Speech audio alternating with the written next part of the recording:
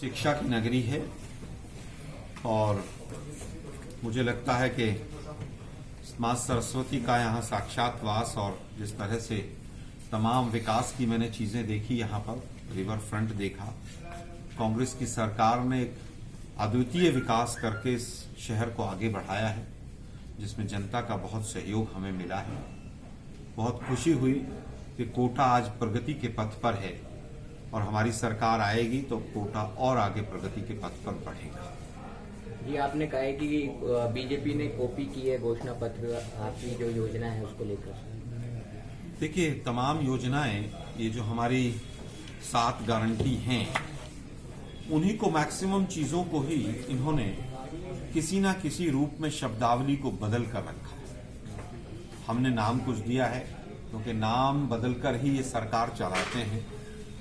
UPA 1 और UPA 2 में हमारी जो 23 फ्लैगशिप योजनाएं थी, फ्लैगशिप प्रोग्राम्स थे, उन्हीं के सबके नाम बदल के इन्होंने उन्हीं तमाम योजनाओं को आगे चलाया और उनकी मार्केटिंग की। यहां पर भी इनके पास कहने को कुछ नहीं है, क्योंकि जो भी संकल्प पत्र में बिंदु हैं उन पर सीधा सवाल है कि बाकी राज्यों में क्यों नहीं लागू करते।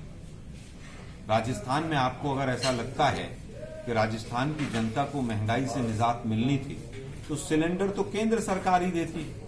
हम तो 500 रुपए में इसलिए दे रहे हैं कि बाकी का पैसा राज्य सरकार अपने जेब से दे रही है ताकि माताओं बहनों की रसोई में सस्ता सिलेंडर पहुंचे। तो मोदी जी, राजस्थान की जनता आपको पहले याद नहीं आई। जिताएंगे आपको तभी आप ऐसा करेंगे। ये दुर्भाग्यपूर्ण है।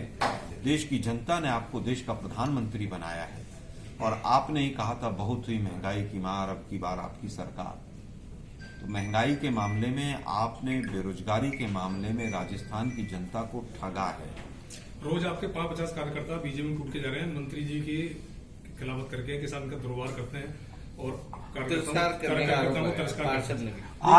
आज 25-30 कार्यकर्ता चंबल पास से भारतीय जनता पार्टी के कांग्रेस में शामिल हुए।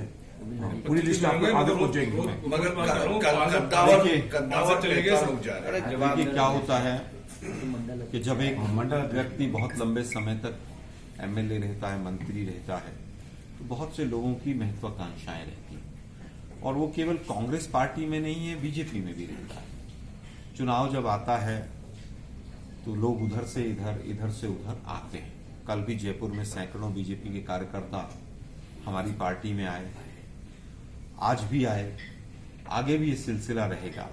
फिर भी हम आत्मावलोकन करेंगे। हमारा एक भी कार्यकर्ता अगर वहां जाता है तो हमारे लिए चिंता की विषय है और आगे हम ऐसा नहीं होने देंगे। कांग्रेस 5 साल तक सत्ता में रही, लेकिन शिक्षा को लेकर के कोई विशेष नीति लेकर के आप लोग नहीं आ पाए, क्या कारण रहा? देखिए, कांग्रेस पार्टी चाहे केंद्र में रहे और चाहे राज्यों में रहे, हम शिक्षा के आधार पर ही आगे बढ़ते हैं। आरएसएस का मॉडल है कि अशिक्षित रखा जाए और पंडित जवाहरलाल नेहरू का मॉडल है कि पूरे देश में शिक्षा का प्रचार और प्रसार हो। राइट टू एजुकेशन हम लेकर आए। सैकड़ों कॉलेज हमने बनाए, लगभग 300 के करीब पिछले 5 साल में कॉलेज बने, जितने पिछले 50 साल में नहीं बने। अंग्रेजी माध्यम स्कूलों की बाहर आ गई। न्यू एजुकेशन पॉलिसी पिछले 3 वर्ष पहले मोदी सरकार लाई थी, आज तक लागू नहीं हुई। हर जिले में मेडिकल कॉलेज और नर्सिंग कॉलेज हम लेकर आए और वर्तमान में भी जो 7 गारंटी हैं उसमें बच्चों के शिक्षा के प्रोत्साहन के लिए तमाम बिंदु हम लेकर आए। तो मुझे लगता है कि शिक्षा का मॉडल राजस्थान का जो है उसका अनुसरण बाकी राज्यों को भी करना चाहिए। कांग्रेस हमेशा तुष्टीकरण की राजनीति करती रही है, भाजपा का आरोप है, इस पे आप क्या कहना चाहते हैं? देखिए, भाजपा ये तो कहेगी नहीं कि कांग्रेस ऐसा नहीं करती। भाजपा विपक्षी दल है, उनका तो काम ही आरोप लगाना। देश के प्रधानमंत्री ये जवाब दें कि जिन जिन राज्यों में आपकी सरकार आई है वहां पर कौन कौन से नारे लगाकर आप लोग आते हैं।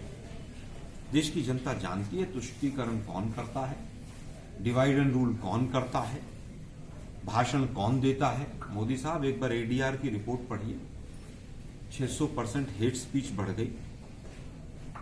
आपने पूरी तरह से समाज में विभाजन का काम किया है।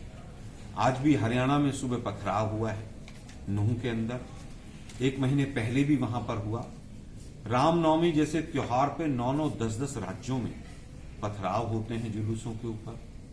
तो मुझे लगता है तुष्टीकरण और माहौल को खराब करने का काम कौन करता है, अब ये जनता समझ चुकी है। उनके आरोपों में कोई दम नहीं। आपने कहा कि जो है दूसरे राज्यों में जो स्कीम संकल्प पत्र बीजेपी में जारी की है वो दूसरे राज्यों में लागू नहीं है। देखिए, मैंने कहा एमएसपी का एग्जाम्पल लिया। 3 राज्यों में चुनाव हैं मध्य भारत में, तीनों में अलग अलग एमएसपी है। और अगर आप एमएसपी यहां पर दे सकते हैं राजस्थान में, मध्य प्रदेश में, छत्तीसगढ़ में, तो मोदी जी से पूछना चाहते हैं एमएसपी की गारंटी आप क्यों नहीं देते हैं? फिर इसका मतलब आप दे सकते हैं और देना नहीं चाहते हैं। किसान विरोधी सरकार है ये। 2000 रुपए केवल देकर गुमराह करना चाहती है। 2000 रुपए उनकी जेब में डालो और 15,000 रुपए इनपुट कॉस्ट के नाम पर उनकी जेब से निकाल लो। किसानों के साथ इससे बड़ा छलावा, धोखा कोई नहीं हो सकता। ठीक।